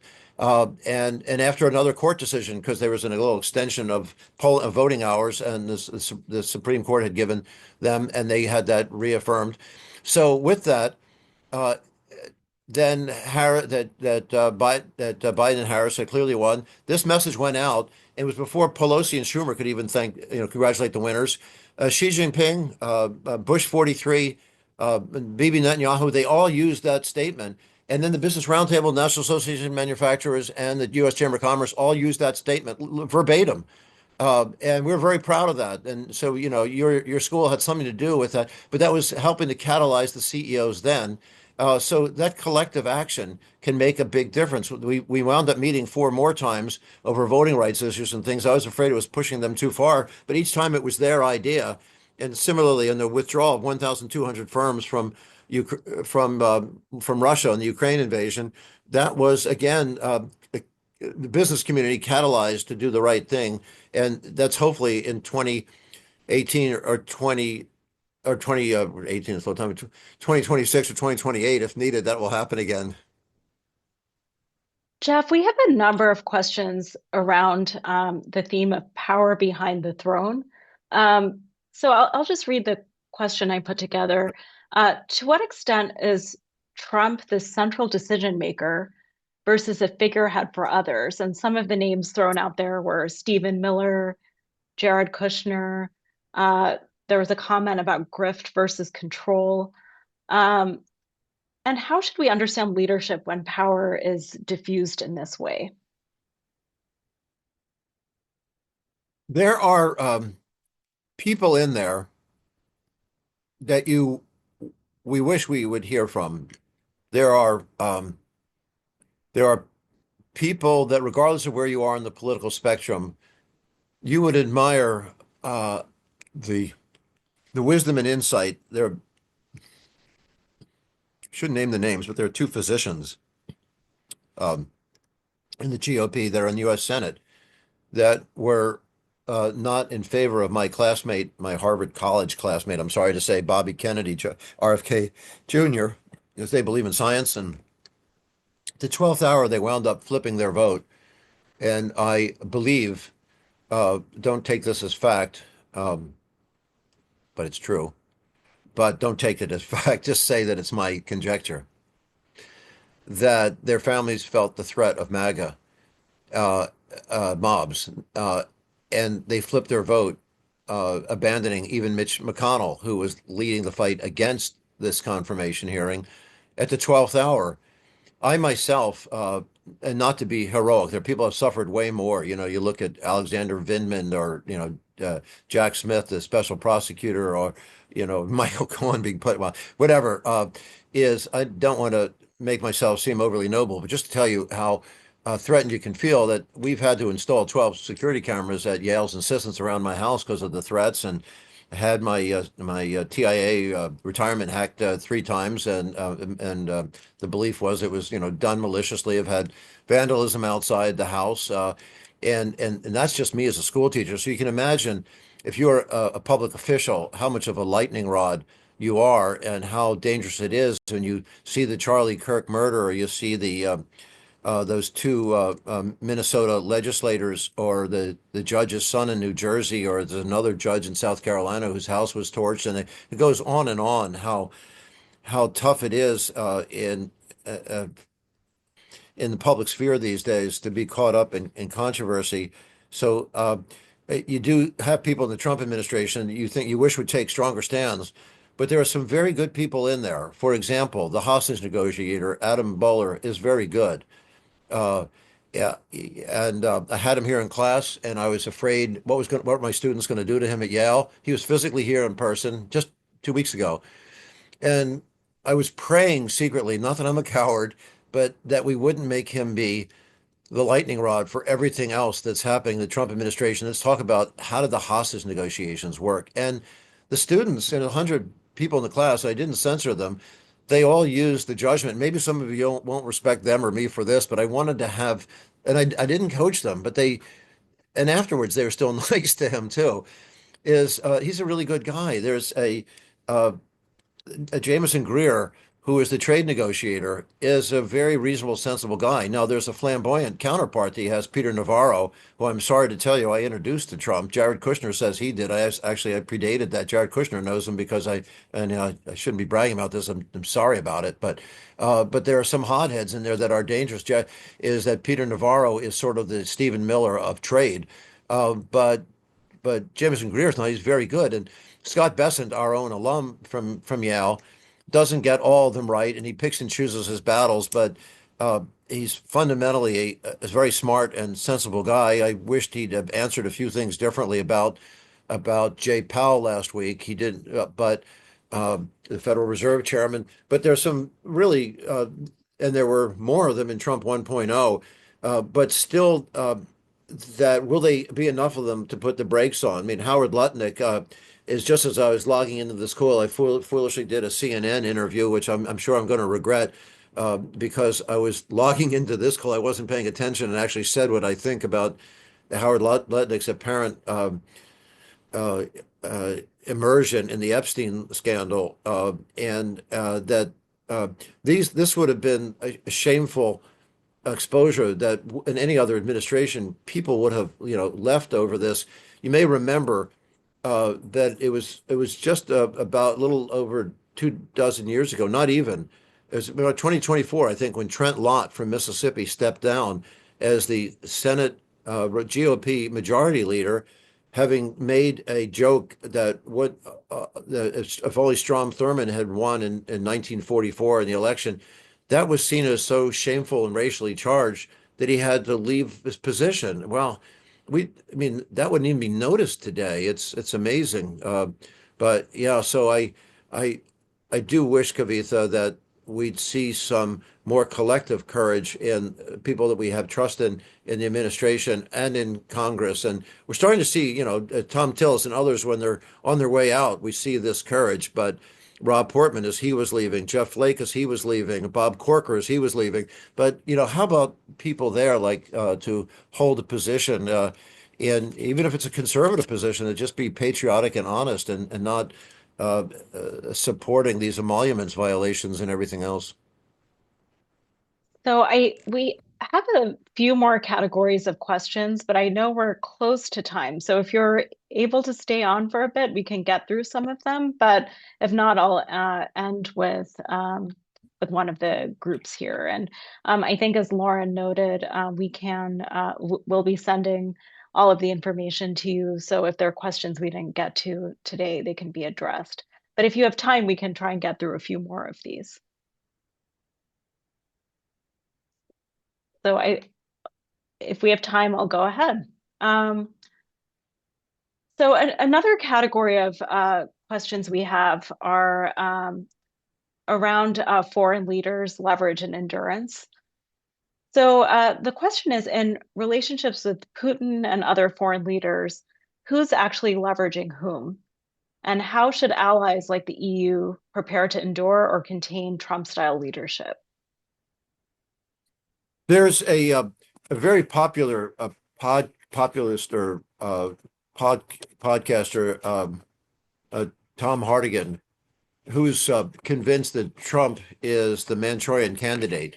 And he doesn't say it facetiously. He documents it extensively in his recent Substack of last week. And I don't know about that. It is hard to understand Trump's filial piety to Putin. It seems to be the only people on the planet that Trump ever seemed to fear where his sister, the former appeals court judge that's passed away now, his father, and some psychiatrists would have a field day in talking about his relationship with his father, Fred Trump, that there's an Oedipal battle there that they would say explains this behavior. I'm not a psychiatrist. I can't say what explains the grandiosity, the narcissism, or the other categories that they assign to it. If it's an Oedipal battle, is that trying to beat a father that always put you down? But the third person was Putin, that he's so intimidated by Putin that everybody still thinks there must have been something there. And some, what Tom Hartigan argues is the Epstein connection is all that Epstein uh, has gotten the left, right, and center compromised with the entanglement in this horrific sex scandal that has Trump involved too. I can't, comment on that. I have no idea. I haven't seen such evidence, but it is bizarre. Is The Russian economy is has been imploding. It that without the U.S.'s ambivalence right now, Russia would be Putin would be out of money before the 4th of July. It's every industry. We've had a team studying this of volunteer students here from Yale, where we see that every sector is down from 60 to 95%. He's still going because he has been seizing assets and running this war machine is what's driving his economy right now. But those 1,200 companies, which we helped to showcase their exit and help drive that stampede, is that as an economic blockade, that the the voluntary exits were just as important as the formal legal sanctions were. And uh, I never knew Mandela, but I did know uh, Desmond Tutu, and what Tutu had explained to me is that the 200 firms that left South Africa were very powerful uh, in showing the average white South African that they were pariahs in the eyes of the world. That it wasn't with governmental sanctions that looked like maybe there's some other intrigue where the U.S. or the West are trying to steal African resources. When these companies pulled out, even imperiling their own self-interest, that's a very strong statement. And this was six times that we helped catalyze. Uh, so Putin seems to be surviving that because he's counting on Trump still standing by him and not giving the proper equipment to Ukraine to defend itself. I don't know what's going on with that one. Other world leaders, we saw Mark Carney had a moment where he apologized for Premier Ford in Ontario for putting up a Ronald Reagan honest statement about Ronald Reagan's condemnation of tariffs uh, as a counter to Trump, and Trump got really mad, and Mark Carney apologized for it a few months ago. Mark Carney, when it came to Greenland, of course, had a rallying cry that was extremely powerful a week ago at Davos, where basically he said a third pole is forming. So the China pole and the U.S. pole is now the independents, the middle group, as he referred to. So we're seeing that for good or for bad, this U.S. sphere of influence is declining under Trump, and we hope it's not to the benefit of China, Russia, but there definitely is a realignment of nations taking place. Thanks, Jeff. Another category of questions is around institutions under fire, and you touched on this a number of times in your presentation. Um, so universities, media, and the role of law, courts in particular. So my question is, why have some institutions like Yale largely avoided Trump's direct attacks while others have not? And what lessons should universities, media, and courts draw about institutional self-defense? Well, I'm not trying to get out of the spotlight, even though Yale has done so. It's just that the beam of light coming in here, I just slid my camera a little, is I'm not sure what is going on that front, is why different universities are targeted. Doesn't make a lot of sense. I'm it This endowment tax. There's no school in the country that's paying a higher endowment tax than Yale is paying, It's punitive. It's punishing success. You want to discourage donors. There are plenty of other places uh, where donors can send their money, and it's really a shame to see that happen. Is as we saw that President McGinnis has now and the trustees have made it possible to, that everybody under what is it, $200,000 in income will have tuition covered. But even before that, it's been many years now that nobody graduates an Ivy League school in debt. That's a big myth that the financial aid policies were very generous. But uh, in fact, McKinsey has done a study. They've been sponsoring our higher ed summit, showing the sticker shock that people talk about. Very few people pay. International students have generally paid, which is interesting. That Trump's been discouraging. Pay though the full price, the rack rate on tuition. But so higher education needed to address some issues. There were issues having to do with efficiency, some issues about ideological balance that were uh, worth raising, but not to the point where they surrender their control, their voice, and the belief in freedom of expression and the rich tapestry of who should be representing a campus, that we just don't have everybody who gets a perfect SAT score and they wind up having the identical ethnicity. Is there a lot of ways to learn from variety if we're not allowed to use the word diversity? So Yale's not compromised itself. A number of schools did fall victim, trustees fell victim to a misunderstanding of something called the Kelvin Report of the late 1960s, mid-late 1960s, I think 1967, University of Chicago. That was a reaction to Berkeley's Muscatine letter. The Muscatine Report at Berkeley was by an English professor whose daughter now runs Politics and Prose bookstore in Washington, by the way, if you she Lissa Muscatine, but her dad wrote this great statement in support of the Berkeley free speech movement.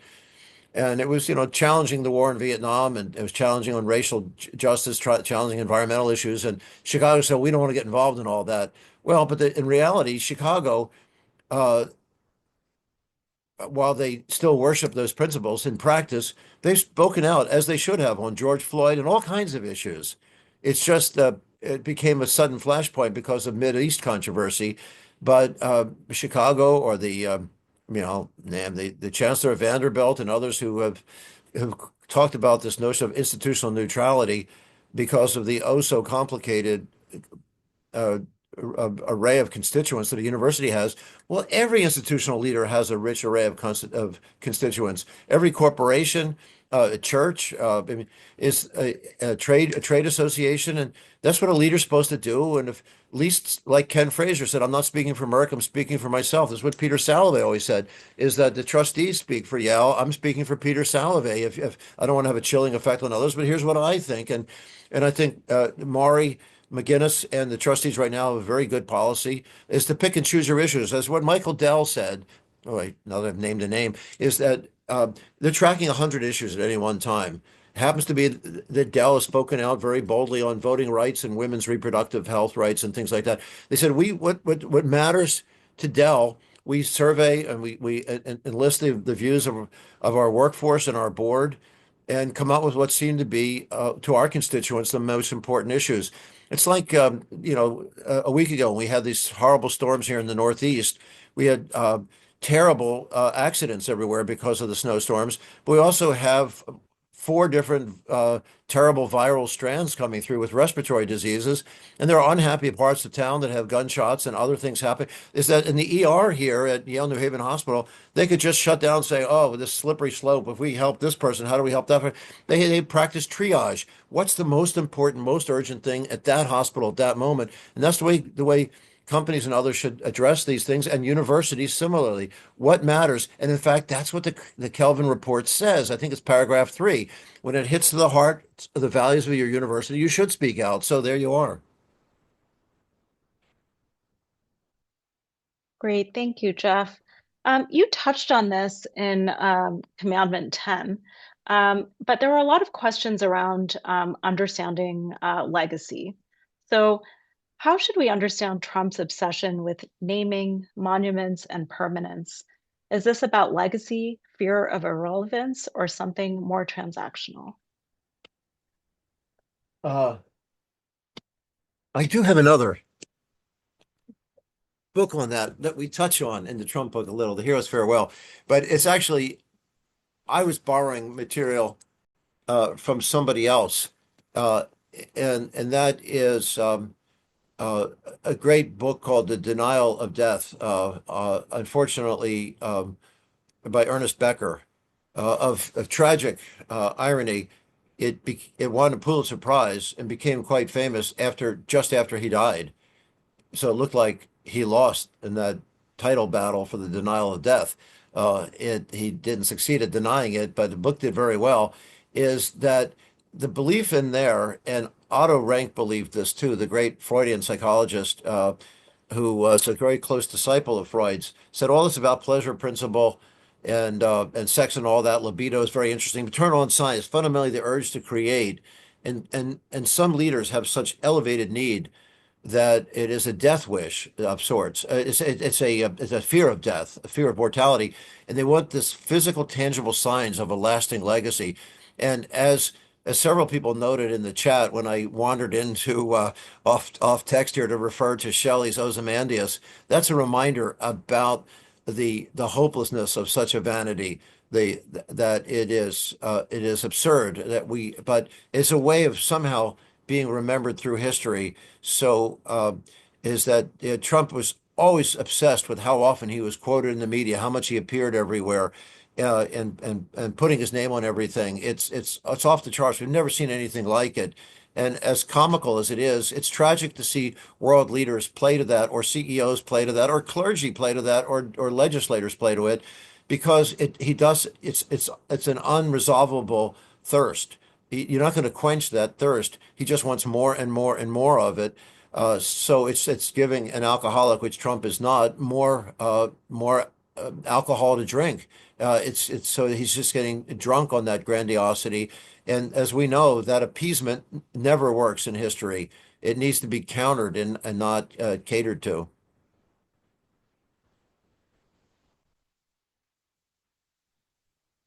Sorry, my notes just disappeared here. Okay. So another category of questions. If these tactics reliably work, what actually counters them? And what strategies by leaders, educators, negotiators, or institutions offer a healthier path forward? Well, we've talked about one that's very important, and that is collective action. So I have complaints from 17 members of the Business Roundtable that they can't get the Business Roundtable to act. It's the only reason a trade group exists. It gives them air cover instead of being victimized by retribution, one with these one-off attacks. They need collective action. When we got our group going here in April, the weekend of Maury McGinnis's inauguration, it wound up growing quickly, and we ultimately pulled in the American Association of Colleges and Universities to help take it the next stage. They were very bold to join it, and we worked in partnership with them. Is collective action is what makes a difference. There are now several hundred law firms that defend each other. They were late to the game, and even still, it's not the top 80. And recently, I spoke to the top 80 law firms and pointed them out that, the ones who are speaking out in your defense right now are the next tier down. How odd that is. Various reasons why that is, but nonetheless, they were late and they eventually learned it. The universities, I'm happy to say, learned it quickly. CEOs need to be learning that again quickly right now. They learned it before, but that's one message, collective action. Another one is the sleeper effect. You have to challenge false information. No, Haitians are not eating their neighbors' pets. Don't laugh at it. Don't ignore it. Uh, Counter it, challenge it, and show that that kind of stuff is false. The fact that there's this corrosive effect for people starting to believe that, well, maybe there was something wrong with the integrity of our election process, that we now you need to have a passport. Well, most Americans don't have a passport. They're not going to be. It's a way of delegitimating voters. There isn't any evidence of massive systematic voting fraud. So don't pretend that there is. It has to be challenged, and that's really troubling if people don't take it on head on and correct it with the facts. And I'll tell you one, and the left falls victim to this too. If you had anybody at this university you would pull in here right now who would say, well, to be fair-minded, Joe Biden did have runaway inflation and it was out of control. No, they're falling. That was what the Trumpaganda was pumping out there, and the left tended to believe it. In fact, we did have soaring prices in a few areas. Eggs, because of an avian flu, that a third of the nation's hens died from this virus. And so Trump would always use eggs, and it should have been egg on his face for using that. Democrats still use that because Trump used it. They fell victim to his sleeper effect. Another category had to do with drug prices. There's something going wrong with the PBMs, and I'm there. And some of Trump RX looks like it could be doing the right thing on that. By the way, and once again, giving credit's due. But there's a problem with the middleman. So, and there's some other drug pricing issues. And a third category was on baked bread. Is over 70% of the bread in the country, almost 75%, is from three companies and they had astronomical soaring prices. And the last one was on retail gas. It wasn't the price of crude oil or refined oil, but something was happening in the refinery. And the refineries were owned by a small number of companies that, for the most part, aren't the big petrochemical companies.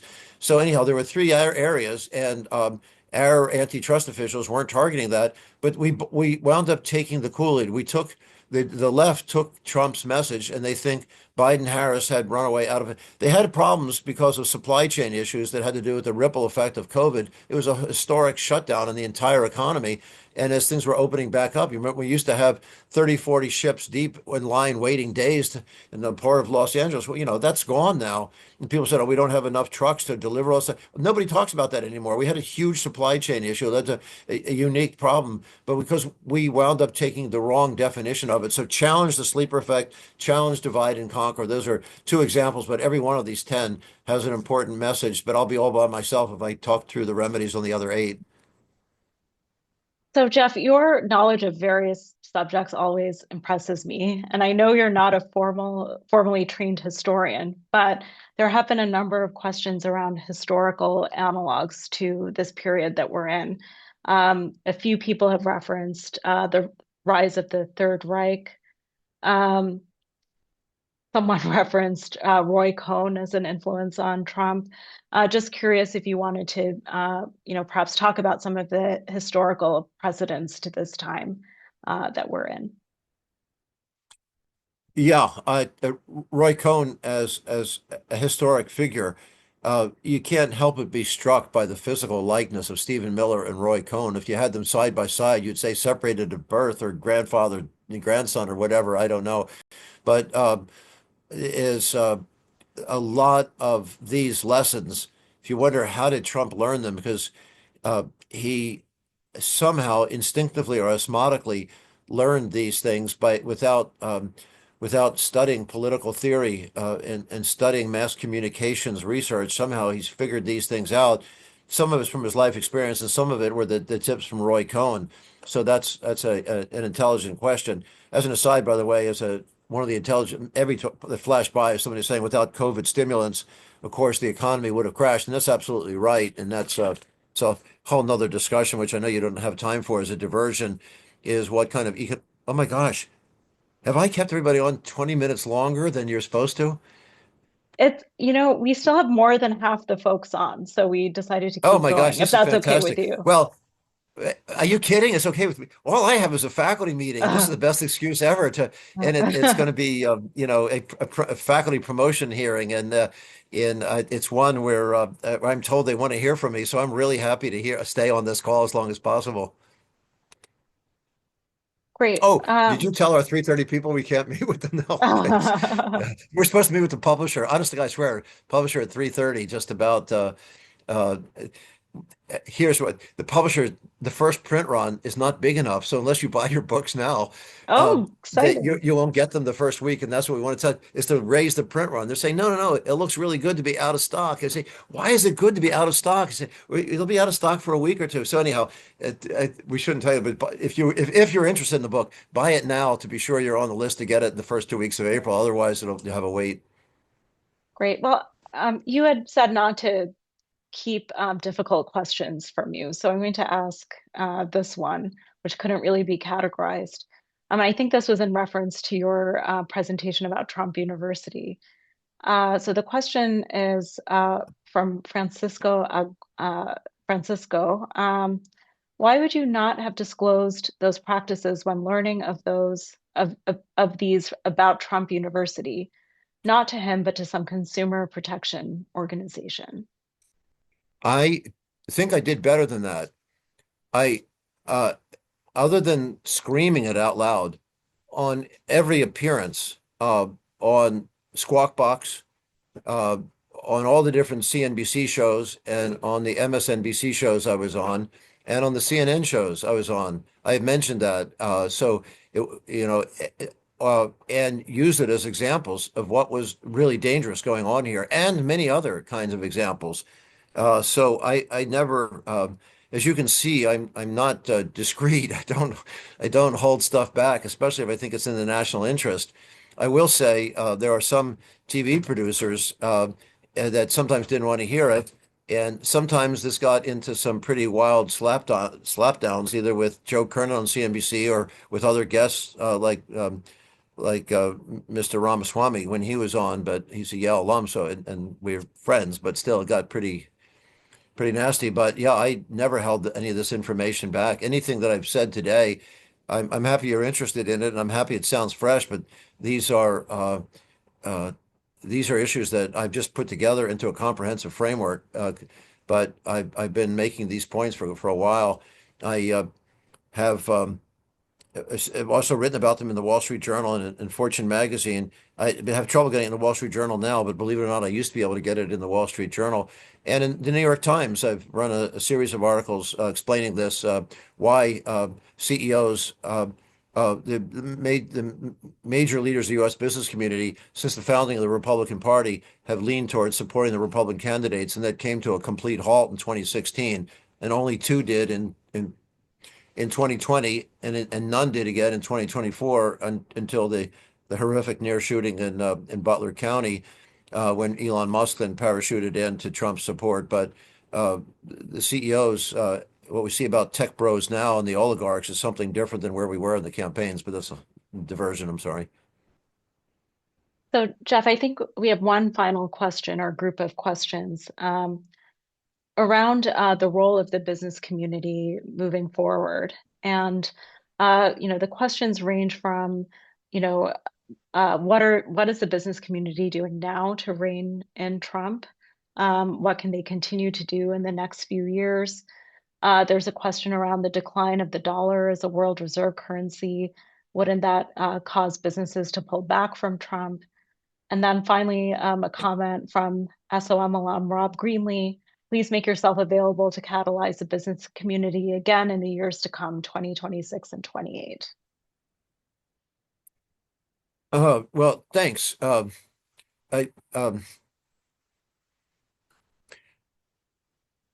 What I hear from the business leaders is there's been a little bit of a generation change. And like a lot of the legislators leaving office right now, a lot of the business leaders who were more courageous are the ones that are as old as I am that are leaving now. And the new ones are still kind of finding their way and don't know they all have the same legitimacy. And yet still they can be catalyzed into action. There's enough overlap between the generations, so I don't want to be overly romantic of about the baby boomers or critical of the millennials or Xers following them, Gen Xers following them. But there's so generational cohort issues about social action that are of a concern. But what they also tell me is the trade groups are often have a self-interested staff This is not true of the National Association of Manufacturers. They have a very surprisingly courageous staff there.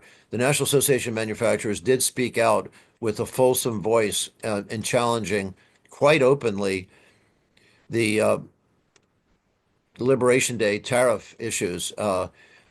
Pounding on Vietnam for only buying a fraction of what we buy from them because they don't need and can't afford what, but we do need what they and that kind of stuff. They went after them. It was amazing. And they also they called for his impeachment in last round.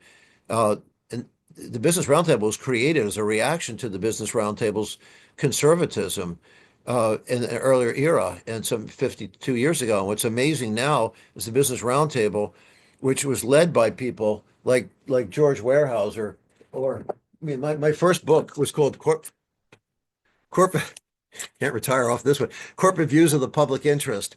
And Reginald Jones of GE did an endorsement on it. He coined the term corporate social responsibility. George Weyerhaeuser said, encountering Milton Friedman, that we have a license to operate from society and we can have the terms of that license revoked if we don't honor our commitment to society. And the founder of the Patriot missile system, Tom Phillips, led Raytheon, was to help to create uh, the Foreign Corrupt Practices Act. And Irving Shapiro, the chairman of DuPont, fought Arm& Hammer, his competitor at Occidental Petroleum, to create the Superfund cleanup, thinking, we can't be at war with the society we're serving.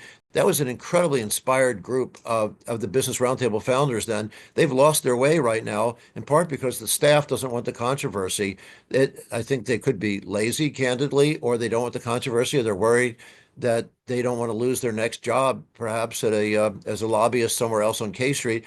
So they exaggerate the disagreements among their constituents in the Business Roundtable so they can be paralyzed into inaction, thinking that they can't take a position. Well, the U.S. Chamber of Commerce is starting to, which is amazing because that's a huge fractious group, large and small, old and young, public, private things. And the National Association of Manufacturers is thousands of manufacturers. Business Roundtables only, and I mean only 200. They should have be catalyzed more importantly. But beyond all that, I do hear CEOs say, "Where's everybody else on this phone call?" That the 1960s, the CEOs were not the vanguard of social change. Yeah, the Business Roundtable had a positive impact then, but they were following. We had our university president here and at Notre Dame and at Brandeis. And I mean, I could name 20 schools, and that's just off the tip of my tongue, of university leaders. Same with clergy. That there were dozens of major clergy whose arms were linked together across faiths at the front of the lines, and the trade union leaders and the professional associations and community activists. Well, Minnesota has been these No Kings rallies have made a difference, but Minnesota, having all parts of society out there, has awakened a lot of CEOs to recognize, okay, maybe they're with us, because the CEOs say, we're not those oligarchs, those 12 multi-billionaires, one of them almost a trillionaire, that have a controlling interest in their companies. We're hired hands. We're salaried hired hands. Some of them may be overly paid hired hands, but still, we have to listen to what our constituents say. And up till now, they've been silent. They're watching MSNBC or MS Now. They're reading The Atlantic and chortling about things or screaming about things, but they're not writing to the board. They're not complaining for us to do anything. Who do we hear from? We hear from the red state treasurers and we hear from the red state attorneys general and saying they're representing the pensioners who have their money invested in our company, but we don't hear from the blue state treasurers and the blue state attorney. We used to. So yeah, we need all parts of society to join and not expect the CEOs as hired hands to be out there for themselves, just representing their own value system. They're supposed to be stewards of other people's money. So if you have a different perspective, you got to share it with them. I'll close on this. Mhm. When Tocqueville came to this country in 1840 and wrote the book Democracy in America, he said, here I'm playing historian again right now. He said that it isn't the tightness of the laws that he came to study that makes our judicial system, our system different, a democracy. He said it was the looseness, and because they're subject to interpretation. But the way we interpret them means we have pillars of the community speak out. And he identified business leaders as one. And he said what they do is they fortify public trust. And he coined the term in 1840, he coined the term social capital. And he said it was more important than financial capital. People think that's brand new. He coined that term social capital in 1840 as more. So we need to remember that. So thanks for taking me to that closing point. Thank you so much, Jeff. I know we kept you for an additional half hour, and thanks so much for your generosity in answering all of these questions. I don't know that we got to everything. I tried my best, but you will get all of the questions and our chat transcript so you can see what people were talking about. And so, everyone, rest assured, Professor Sonnenfeld will see your comments and questions. And I believe a recording of this will be distributed to everyone who registered. Jeff, any last words you want to say about the book or why Gelp or Yeah, anything two else? things. Please don't send it to the IRS. I don't need that. Yes. And or to ICE. And then secondly, that I'm surprised but glad nobody asked me about psychiatric diagnostic categories. I can go on a riff about that because Andrew Young said it, one of our Reverend Andrew Young, Congressman Andrew Young, Mayor Andrew Young, Ambassador Andrew Young, said, great civil rights icon, said, calling an alcoholic a drunk doesn't fix anything. So the psychiatric diagnostic categories are unethical for psychiatrists to use, so they haven't examined the patient, but they're all really broad categories that only tell us how do you act. And so what we're focused on, what are the pragmatic things to act on rather than labeling people? There were questions about it that I tried to wrap into others, but thank you for addressing that explicitly. Um, well, thank you again, And Jeff. buy the book early if you want it. Yes, Thanks. and I think my colleague Kristen West put in the chat information about our Yale Global Executive Leaders Program, of which Jeff is the faculty director. So you get much more time with him if you decide to join us for that program as well. But again, thank you again for your generosity in answering all these questions and for your presentation. And thank you to everyone for Thanks so attending and much, your engagement. Kavitha, and thanks so much for letting me work with the wonderful Yale Global Executive Leadership Program and everything else that's in your fantastic portfolio. It's we have a great array of executive ed programs, and none of them are coattail programs that are copying what every other university is doing. They not only speak to Yale's values and SOM's business and society values, but they openly embrace the greater Yale, that every part of the university, from divinity school to philosophy to med school to law school, economics, it's all part of it. And it's just a fluid feel for intellectual collaboration in these programs. Great. Well, thank you so much, everyone.